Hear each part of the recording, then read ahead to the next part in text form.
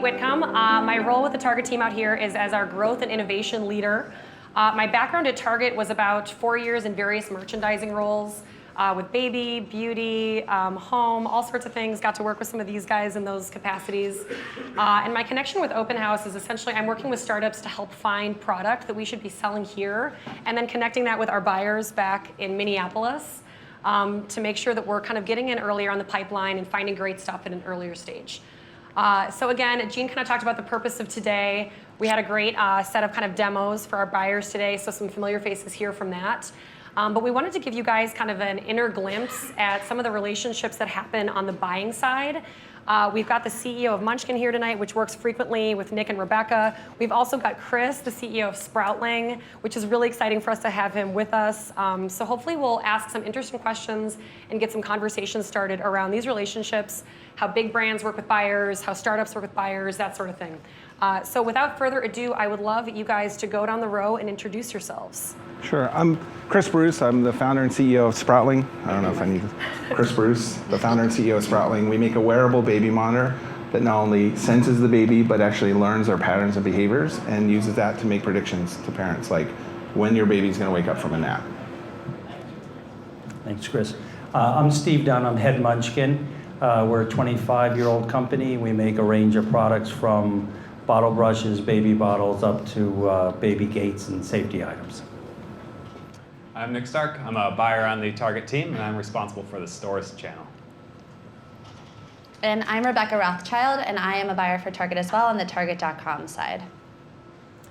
All right, thanks guys. My first question is something that we observed, and I think a lot of you probably observed maybe in the last year, we especially saw it stand out at CES this year, is that there is limited development in the baby space in IoT. So if you think about like wearables or anything in the music space, smart home, cameras, there is so much development, which is exciting and awesome for all of us, but baby doesn't have a lot of product in it. It's definitely not a saturated market right now. So this is a question for Chris. I have no doubt that when you first started this, it was probably an even more sparse playing field, which means there's probably a lot of hurdles. So I'd love to hear kind of around that, and then also how did you stick with it? Sure. So I think the very first interesting thing when we got into this space is really what motivated me to do this. And I was just talking to him about that. And basically, you know, I've done startups almost my whole life. And you know, this is my third venture-backed company that I co-founded. And I had kids. And I think kids changed my worldview. I probably would not have done a baby product had I not had kids, and start to experience firsthand what real pain points are. And because this segment is sort of neglected, you start to realize that there are tons of unmet pain points. And you know, as we know, those are what makes great products. And so for me, I like to think of it more than just baby. I like to think of it as family tech, because it really takes a village to raise children. And you need to think of the experience beyond just baby. You need to think about, you know, parents, caregivers, nannies, and the whole full gamut. And so when we went into this space, we realized, wow, there's nobody here. Wow, it takes a lot of explaining to investors that this is a valuable market. They're willing to pay anything for great products. And wow, these brands that have been in this space have kind of been very traditional.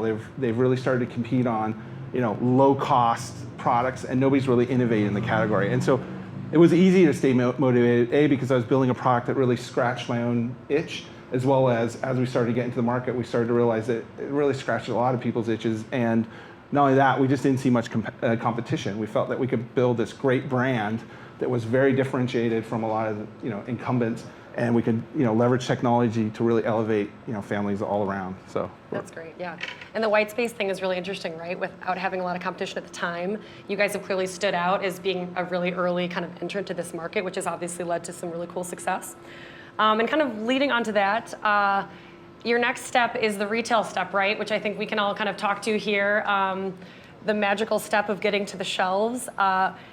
Anything that you can kind of add insight on around that? Because I know you're at the phase where you're starting to sell into retail channels. So what has that been like? Yeah, I think that's an interesting question, and I've talked to a couple of people about this tonight. But the reality is these kind of technology products are really category defining or category redefining. And it's hard when you come into a space like this. Yeah, this is how you should sell products like this. But if you go to, you know, the majority of Targets across the country, you won't see anything like this. And so it's a really shift in, you know, it's a shift in thinking about how do we bring these products to consumers. And our product in particular it's not like a traditional baby monitor. I mean, it's using machine learning, it's software plus hardware, it's building statistical models, and then at the end, it's telling parents valuable insights that they can't get anywhere else. But I can't just put this product on the shelf and expect the consumers to understand it. And so, being able to support a point of sale is very difficult at this stage. And so for us, it's always been, maybe we need to drive sort of online retail, direct to consumers, build up retail demand, and then go into a retail channel when there's a lot of awareness about that. And the nice thing is Target and other folks, I think they're keenly aware of this, that that we need to rethink, and this is why I think they've invested in a place like this, is to really start to think about how are we going to approach products like this.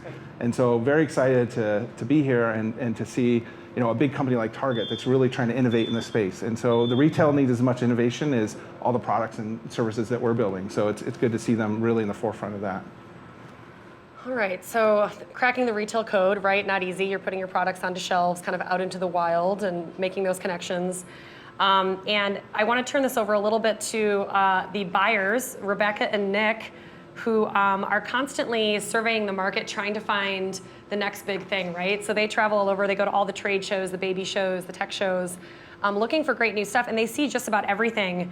And I think a major question that probably a lot of people here have is how do you guys find product? Sure, that's a great question. So Target Open House has served as a great pipeline. Baby Demo Day was a good example of that, where we were able to meet with 12 startups today. But beyond that, we have partnered with 2 brands that are currently selling here, and we're now expanding that into Target. So I think we'll continue to use this space to learn. So that's one source. We do also go to the trade shows. So we were both at CES this year. We also attended the ABC Kids Show that's also in Vegas. So that serves as another source.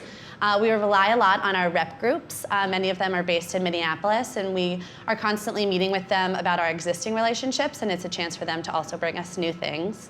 And then finally, our existing vendor base. They definitely serve innovation each year. So we partner with them as well. Nick, anything to add on that? That's perfect. Did you cover all of it? Okay, so kind of expanding on that, I'm going to ask you, for everybody in the room that might be wondering, how would a startup without maybe a ticket to CES or who doesn't necessarily have a rep group working with them, how would they find people like you? How would they find people like me? Yeah, like you guys. Oh, that's a good question. A rep group is an easy way to do it. But if you don't have a rep group, you can find us on LinkedIn. We're always open to communication. We're always open to listening and looking for new ideas. Our job is to drive sales for Target, and we do that by partnering with people like you. You guys can help us grow our business, and you can help us meet unmet needs currently for our guests. Maybe I would say, maybe you could explain what a rep group is really quick. Oh yeah, for those of you that aren't familiar with a rep group is typically a local contact, somebody within Minneapolis that serves with Target that would represent your product on behalf of you or partner with you to help coach you to prepare you to get ready for selling at mass. We use them quite a bit. They can help with simple things like setting up items, managing negotiations, but they can also help you develop your product as well. Let me say something. If you're a non-competitor with Munchkin, I can recommend Keith Champer right there with OMG. He's fabulous. Keith, how long have you worked with us? Since 96, I think, 97? 96. 97. That might have been a paid placement. Anyone else who works for a rep group who is here so people can talk to them? Do we have anyone else? Okay, we've got Chad from the stable also here. But these are great. I'll say, I always liken the rep relationship to kind of like a sports agent, right? And I think some people who are at the Women in Hardware event on Thursday maybe heard me talk about this. A really good sports player is going to need someone to manage their relationships and get them good deals, that kind of thing. Rep groups act as that kind of liaison between buyers and startups and companies. So it's definitely a good resource. You don't necessarily have to have one to work with a retailer, but it's definitely somewhere to turn for help. Yeah, and I'll add on to that too, as we're talking about reps, there are good reps and there are bad reps. And so as you're looking, if you're interested in finding a rep group for your business, my advice is to reach out to one of the buyers and ask them who might help you, who might be best positioned to help you guys with your business. Totally. All right, so another question that maybe some of you in the room who are startup founders or work at a startup may have is, what are buyers looking for? So what's the criteria that they want to see in a startup, things that you're kind of ready with and are already thinking about? So I'd love you guys to touch on that briefly if you wouldn't mind. Yeah, so I like this question a lot because there's a lot of things. And typically when I approach a meeting where we're going to review a new item, I'm looking for 3 different things. So I'll walk into the meeting first with wanting to understand your product, but I'll do that through the lens of the guest. And so I want to understand how your item works, what makes it different, What makes it better than something else? How does it fit within the current assortment? How does it fit with what I know that's coming up as well? We also want to talk about packaging. Packaging, of course, is critical. You got to think about within Target, most of our stores, it's an unassisted sale. And so your packaging has to work really hard for you, and it has to work really quickly in terms of communicating the benefits of your product to help the guest understand why she's paying the price for your item. And retail, of course, is critical. And then we'll talk about marketing plans as well. And so how are you going to stand out from the crowd? You know, there's a lot of baby products out there. Baby is a heavily researched category, and so it's important that you're getting your message out there and that you're able to penetrate through to actually connect with mom. If we can work through all of that, the next stage will be working through the negotiables. And so that's when we'll start talking about cost. And cost, of course, is important. I've got margin goals that I need to hit. You guys need to make money as well. And so we'll talk through that and make sure that we can agree on appropriate costs for both parties. And then we'll talk about payment terms. We'll talk about funding support. You know, our expectation if you come into our stores is that you would fund displays to go into our stores. You would provide us funding for promotions to help us drive the business as well. And then lastly is execution. You know, typically, especially with items like we're talking about tonight, we start a lot of these on Target.com. Target.com is a great testing ground for us. And so I'll reach out to Becca to understand how the sales are on Target.com, and I'll also reach out to the planning side of our business to find out how execution is. Because I want to be sure before I bring an item into our stores that you're able to hit PO timing, you're able to ship full, you're able to react to the business if sales are exceeding forecast or unfortunately missing forecast sometimes too. But I'll let Becca elaborate a little bit. Yeah, I'll just add on a little bit to that because it does start with product. So I would approach the product the same way that Nick does through the guest lens. But then I also have to think I don't have packaging to rely on. So how are photos, videos, how are they going to help explain how the product works? How intuitive is it? And then also knowing that reviews are a big piece of an online purchase. So I would go online to see what reviews currently exist. And then also we would partner on what type of review seeding program you may want to do. We have different third parties that can help identify consumers to review your item before it launches so that when it does launch on Target.com, there are some reviews ready to support the product and help explain how people are using it, what they're thinking about it. And then for marketing, I'd have a discussion around traffic drivers, knowing that search is now more highly used than browsing on Target.com. I'd want to know how are you helping direct consumers to our site so that they can find your product. And also what your perspective is on where it should be merchandised within Target.com. Who do you see as your competitors? This space especially is very new, and while we're working on a smart nursery experience, there still needs to be the basic, what does the product come down to? Where does it relate best? Where will the guest find it? And then for execution, we have already talked about rep groups, but it can be a very complicated process getting things up to speed. And so, we're definitely here to partner with new companies because we both have the same goals. We both want to be successful. We want to meet guest needs. So I'm definitely here to help. And then we also have some help desk lines to assist in the process as well. And at the other end of all of this are these wonderfully nice people. Don't they seem nice and approachable, right? So if you have questions, they're the kind of people who'd be on the other end. And I think Nick touched on this a little bit, but the openness of the relationship with the buyer is really important, right? If you've got a question about something, that's your contact if you're working with a retailer, and that person wants you to succeed as well. So someone like Nick and Rebecca are going to be the folks that obviously you want to have the relationship with if you're selling to Target. All right, so zooming out a little bit, I would love to talk to Steve a little. He has got a huge business. He's one of Target's top vendors, massive baby business with Munchkin. And I know this relationship took a very long time to build, right? You've been partnering with Target for years and years and years, and that's awesome. And I'm wondering what's next for you guys? I mean, you're out here, you're meeting with companies in Silicon Valley for a reason. What are you looking at and what's next for you? Well, first of all, with Target, I just have to say, there's no company, no retailer that we have a better partnership or more collaboration with. The buyers are really, really open. We plan every single year. We share our goals. We meet in our offices. We meet in their offices. We each give our view of the landscape, of the economy, of what we're trying to accomplish, and then we work together to do it. We ask them for ideas, and we get tons of our product ideas from the buyers who are recommending categories that we get into. We try to enter a new category probably every 2 or 3 years. Our new category is we're going to compete with Mead, Abbott, and Nestle and kick their ass in the infant formula side. We've gone all the way to New Zealand. We're going to be launching a grass-fed formula where 100% of the milk comes from formula. With respect to the connected space, I've assigned one of our best designers in the product development group to work in the connected space. I would say what we're doing more is more smart products than connected products. Connecting doesn't always make sense. There's a company that wants to connect a baby bottle to tell you how much milk a baby is drinking. I think if you have 4 ounces of formula in it and the baby drinks 2 ounces and you can look at the marking and there's 2 ounces, you really don't need a connected device to say that. At the same time, we're adding light features and sensors to gates and other products. So I'd love to have been smart enough as Chris was to do something as innovative as he is. We're looking at items from bottle warmers to other electronic items that we can connect soon. But mostly they'll be smarter.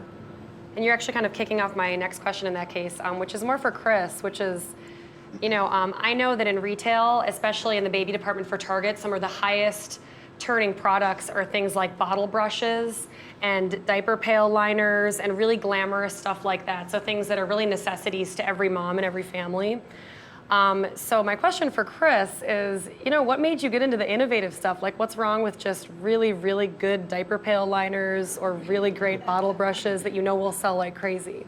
Nothing is wrong with those things. The reason why is because parents have a very strong need for those. And what I think tech for the sake of tech is ridiculous. And I think he's right. I mean, you don't want to connect things just for the sake of being connected. And I think the word smart is important here, because what does that really mean? And again, I think it's about products and experiences that solve real pain points for parents. And technology can do that. For example, if he does have a connected bottle warmer, 2 minutes before the baby wakes up, I could have that thing fire off. That might be helpful because parents tend to scramble when the baby's crying. But connecting to some other device might not make sense. And so for us, it's really about products that take a behavior that parents do that's maybe high friction and painful and lowers that friction point and makes it simpler. Those are always going to win. We don't need to invent new behaviors. Those behaviors are already there. And so I think non-connected, non-tech products, they solve problems great. There's no need to put sensors or lights or connected things in them unless it's really coming back to a benefit to the consumer. And I think that's it. It's like smart to me is it's providing a new benefit for consumers and providing them something that they want but maybe can't do on their own. All right, so maybe a lot of you hearing what you were just saying about smart for a purpose and kind of solving a need and solution-based kind of design thinking, right? If we think about all the great stuff that's out there and all the kind of things that are being solved, I'll say one of the things that we've learned with Target Open House is that single point solution products will always be our highest seller in this type of space. For example, we sell a product called the Tile Keychain, which some of you might be familiar with, and it's just a simple lost item tracker. And that's been a huge success for us in this test overall. And we've got a lot of product that solves a lot of problems here, and our Smart Keychain Tracker is one of our best sellers. And that's been a learning for us, right?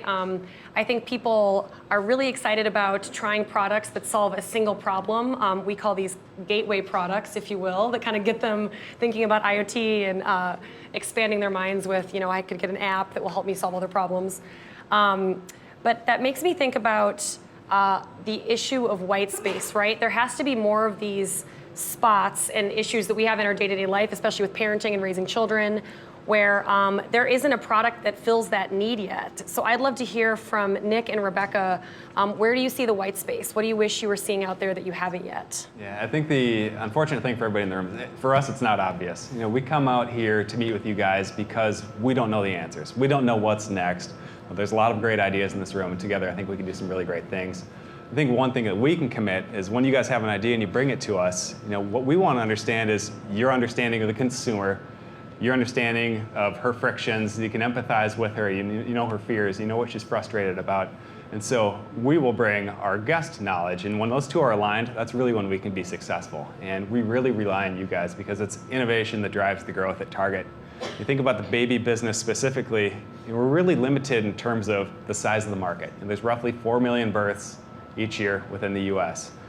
us and our competitors, we're all fighting for the same 4 million births, and so we can drive growth 2 different ways. One is to try to get more share out of things like bottle brushes and diaper pail liners, or we can lean in with you guys, and we can lean in with you guys and help us introduce a new category to the guest, to maybe try to make a basket a little bit bigger, to try to make her drive an incremental purchase. The thing is, though, at the end of the day, that purchase really needs to fulfill a need. And if it doesn't help her, and if it doesn't help fulfill her vision of what parenthood or motherhood should be, then it's not going to be successful. And so we really need to align on what the opportunities are. Yeah, I agree. Covered it. Okay, so not to pick on diaper pail liners or bottle brushes, but these products are easy to sell in a store, right? So when you walk into a retailer and you're looking for formula or you're looking for a bottle brush, you know what it is. When you approach the shelf, it makes a lot of sense. It's easy, right? What are some challenges that you've seen with selling products with more technical features? That's a question we get a lot in this space. So I'd love to hear your perspective on that. Yeah, I think in a lot of cases, mom today is afraid of the newness. She doesn't quite understand it. Mom today, when she's making her decisions or when she's doing her research, she relies a lot on her peers. She relies a lot on word of mouth. So we need to figure out a way to kind of penetrate into that market and to help share that message more broadly. And additionally, price points, generally speaking, in this category are really high. And they're a little bit too high, to be honest. And we evaluate our retail architecture really closely. And we'll take a look at what your item is and what the feature set is, and we'll compare that against what's in our existing assortment, because we need to make sure it's a really logical step up or down to help the mom draw the connection as she's trying to figure out which item to choose as she's walking through our aisles. And there's simply an intimidation factor with some of these items too. You know, not everybody's comfortable with technology, but if we can convince her that it's easy and it's intuitive to set up and use, I think we can be successful. Yeah, and I'll just add on to that, because online can be really challenging as well, because you have less space or less attention to try to have some flashy graphics on packaging. You really have to rely on black and white copy and then an image. So I think along with the intimidation factor, it's how intuitive can you make it feel within a couple images of, oh, I get that? Or how can you have a really strong mommy blogger network where people are really buzzing about it, and then you're just enabling them to purchase it really quickly through a retailer. So you kind of get credit for it out in the market, but then Target really helps assist in fulfilling the vision and completing the purchase, because we know they're doing research elsewhere. So we try to connect as much as we can in those networks, to find out about products. And actually, I'd love to double click on the packaging issue briefly, because this is a question we get a lot from hardware startups in San Francisco. And I think you could all probably speak to this a little bit. What are some things that you found are successful in packaging, and what doesn't work? Sure, I'll take a first stab at that, pass it down. I think one thing we've noticed on baby packaging, at least, is leading with that emotional connection. So packages that have a really engaging photography on the front have been more successful, because I think it gets back to solving that need and a parent seeing the connection with the baby. And then also just really simple messaging. So I think sometimes startups can get caught up in putting a lot of information or trying to explain how the product works in its entirety on the outside of the box. Once you have to get into some of the use information, it can be inside the box, and then just keeping the message really clear on the outside, I think, is successful. That's good feedback. I think, too, at the same time, it's important to level set expectations in terms of, if we're talking about a Bluetooth connected device, mom needs to know what the range is before she takes that item out of the store, because the last thing we want is for her to be frustrated when she gets home. And so if we can clearly communicate that through the use of icons or some other things, that can go a long way. The emotional connection piece is, I can't really overstate. There's a great Harvard Business Review article on if you can emotionally connect with your customers, they tend to spend up to 2.6 times more. So we've been trying to clean up our packages. Chris and I talked a little bit earlier. We're also trying to connect more emotionally with our moms. Our moms are all going digital. We put a social media team in. I know we've really connected with Target social media team to try to reach moms, be as authentic as possible. You can't be fake, because moms see through it really quickly. Share some of our goals, share some of the things that are important to us, whether it's charities or products or quality. Again, just be as open and transparent as possible. That's great. Yeah, I think less on packaging, but more on just sort of overall what I learned is I think brand makes a difference now. 83% of every baby born in the United States is born to a millennial. And it's a completely different market than it was 5 years ago, and it's changing rapidly. I think the consumer preferences are changing very quickly, and I like to say parents instead of mom now, because in a lot of our research, even for baby monitors, almost 50% of the purchase decision was also made by dad. And I think as we have more technology products, that we'll see dads participating more. And so, not to say that mom shouldn't be the primary focus, but dads are now starting to surface a little bit more than they have 10, 15 years ago.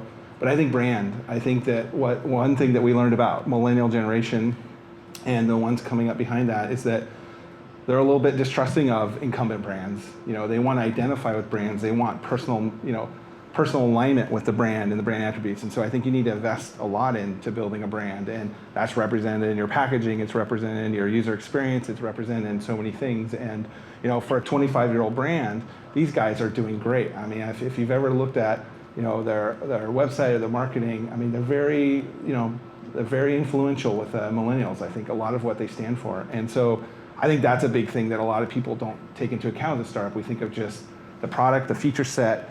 If we're a little bit above that, we'll really nail on benefits and value propositions. But beyond that, you got to be thinking about building a brand, because we're in a state now where incumbent brands are competing with smaller brands every day, and you have a chance to really align yourself with a new generation of consumers, which are parents, and they're changing. I mean, pretty soon we're gonna be I guess it's the Y generation next, or the Z generation, and so their preferences are going to change. I mean, this is a group that's grown up on Snapchat, and so the market is evolving so fast, and I think that you have to be very aware of that, and you need to build a brand that's really looking at that.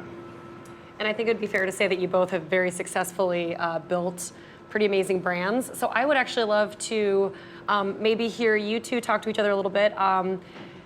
Steve, you've obviously done pretty amazing things with building Munchkin. You've had a lot of time in this space. You run a major brand. Chris, you are in the enviable position of one of the kind of hot market entrants in this space. So I'd love to hear any advice that you guys have for each other, kind of in this space, and how to win at selling baby products. Well, listen, Chris has done amazing. It's really great to see companies like Chris get so much recognition as it's well deserved. The only thing I can tell Chris, things that we've been doing this last 4 or 5 years is we're listening to our reviews. I shocked my whole brand marketing team by going in, and I think I shared this with Target.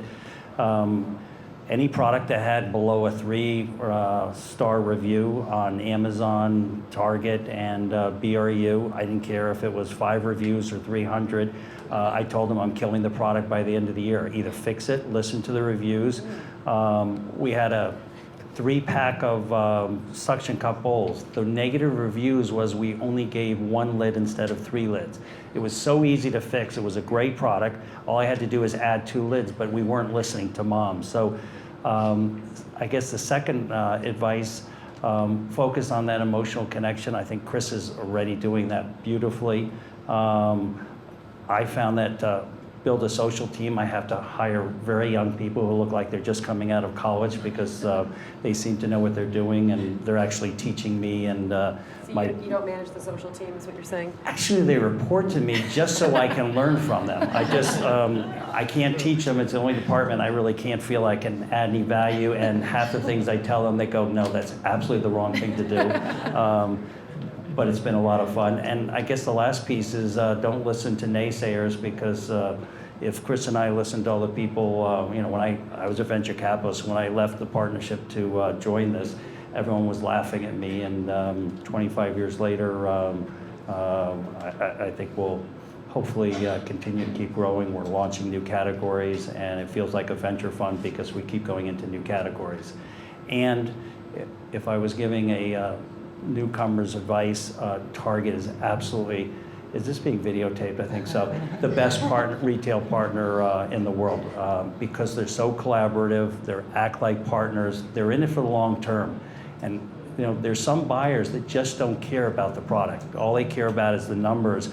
When you're launching a new product, sometimes it takes a couple years to actually, germinate and to be accepted by moms and dads and be successful. And Target's a partner that will invest in products and brands, and that's not the case with everybody else. very nice of you to say. Yeah. For us, I think we had it easy. I mean, we had no legacy, right? I mean, we're a brand new company. We could build a brand how we wanted, and we just looked at how other brands were done, and we just said we want to be different. And for us, it was, our key thing is aspirational. We want the parent that climbs Mount Everest and is going to be a parent. And so what we see is that we call it parenting badassery. So that's what we want to support in our thing, and we want, we want people. It's in our video, so it's already coined. But the reality is we want to show parents winning, and we don't need, I don't think that you need to show every little feature of your product or how the product. I think you need to really generate this experience. I think the millennials are an experience generation, and really talking about, how to be aspirational. Optimism is a very important thing, but I think we all, before we have kids, I think we have very aspirational lives, and we think that we're going to be way better parents than our parents, and we're going to be way cooler. And I think that, every generation wants to outdo the parents of the previous generation. I think that's what it's about. It's about really focusing on that emotional connection with that audience, and building a brand around them, and also building something that matches your ideals. At the end of the day, I think you got to be passionate about what you do. And if you're on a mission, you need to share that mission with everybody else. And a good way to do it is with your brand. That's awesome. All right, so it sounds like don't listen to naysayers, passion of the brand. Rebecca and Nick, I would love to hear from you. What would be your one piece of advice for startups in this space? Not to put you on the spot too much. But. Yeah, I think my piece of feedback, just in conversations I've had with other vendors, is be open to feedback. We're here to help you guys. We're not going to be successful if you're not successful, and so we want to do everything that we can to help build your brand. And like Steve said, Target's not in the business of driving items at a price. We're in the business of building brands together. And so if you walk through our stores or if you shop online, hopefully you guys can feel that, because we really pick partners and then we try to grow with them. And I would say lead with your purpose. So we really are interested in why you came to us with this product. What problem is it solving? How are you helping parents fulfill their vision of parenthood? What friction points are you reducing? So I think making sure that you stay really true to your core of what caused you to start that company or bring the product to life. I think that's super important, and you don't want that to get lost. Awesome. All right, thanks, guys. Well, I would love to turn it over to everybody else who's here now to see if we've got any questions. No question is too hard or too easy. And really for any of these folks, this is our chance to put them on the spot. So let's do that a little bit. All right, I see a hand over here. And yeah, Nick's coming at you with a mic at this moment. Hi, Susan Woodhite from Samsung.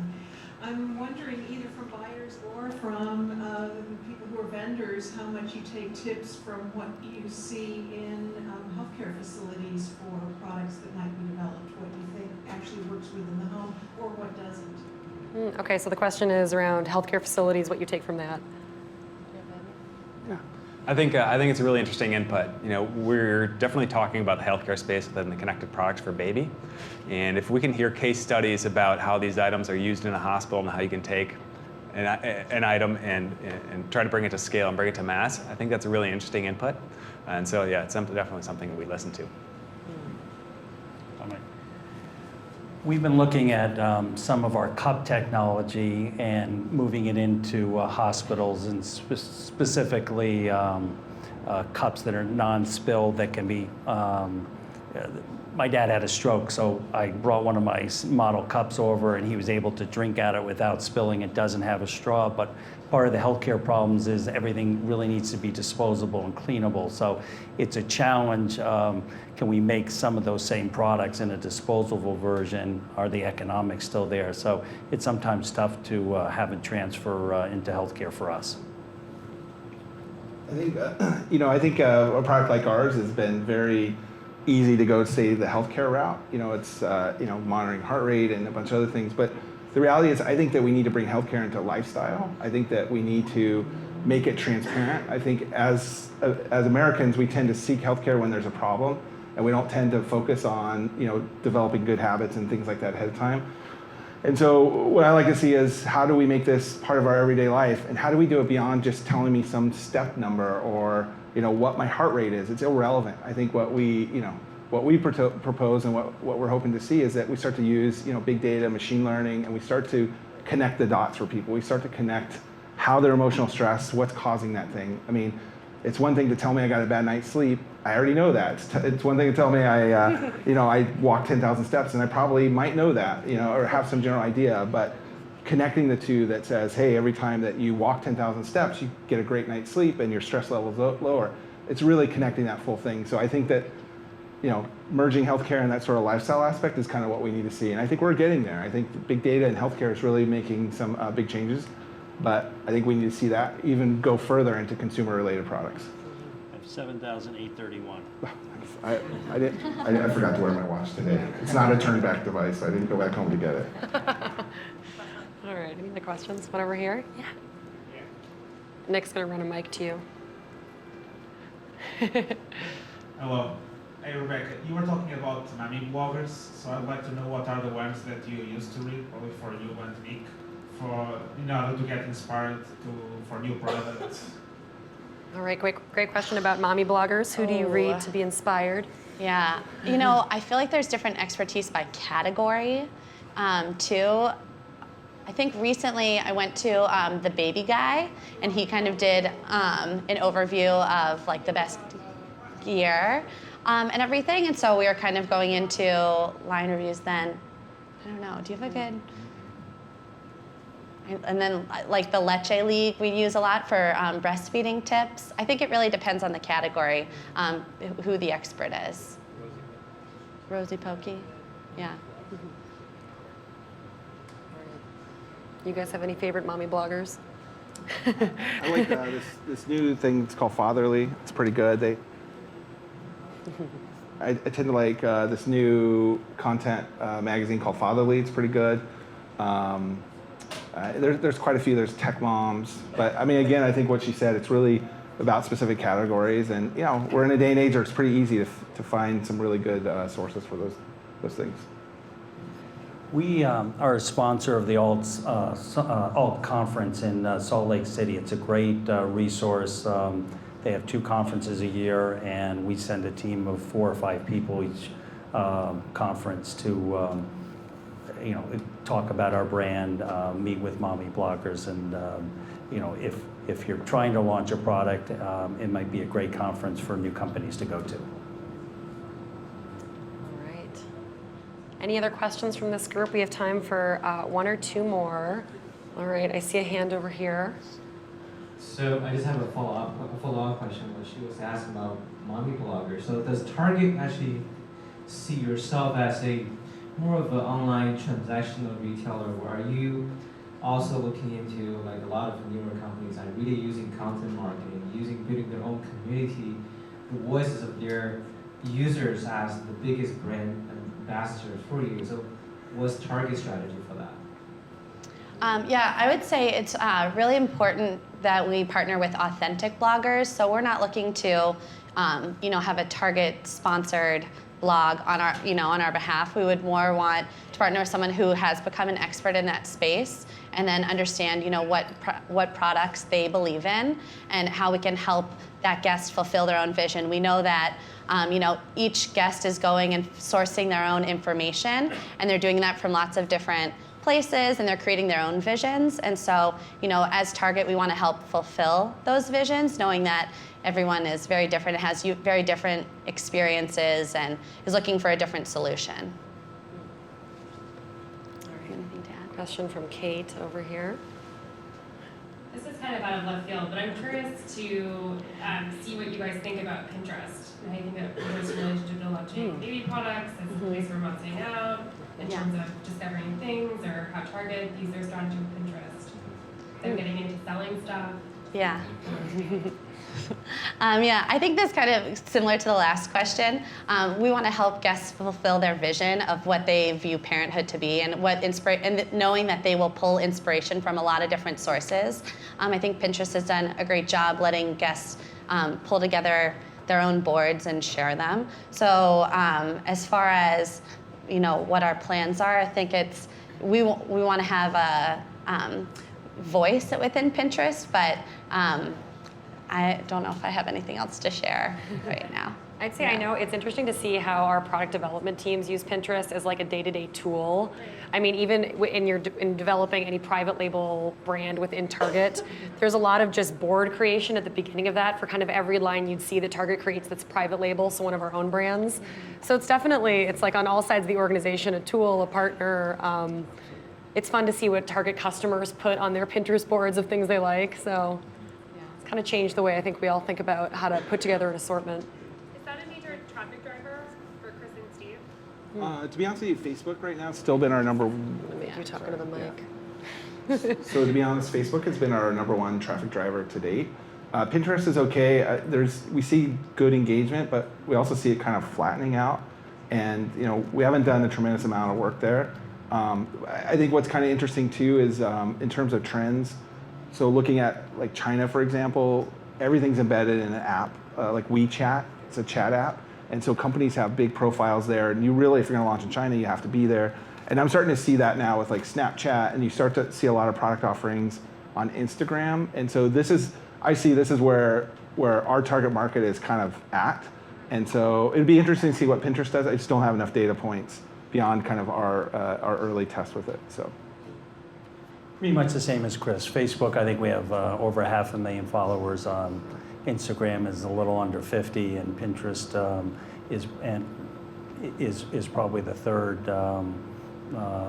real avenue that we spend time on. I think our product development team goes on Pinterest a lot for inspiration, but I wouldn't say we're using it that actively as a marketing tool in digital. It may increase. I'd have to ask my under 25 crowd. All right, one more question if anyone's got one. All right, right here. Go ahead. So a question that could be interesting for both the vendor side and the buyer side.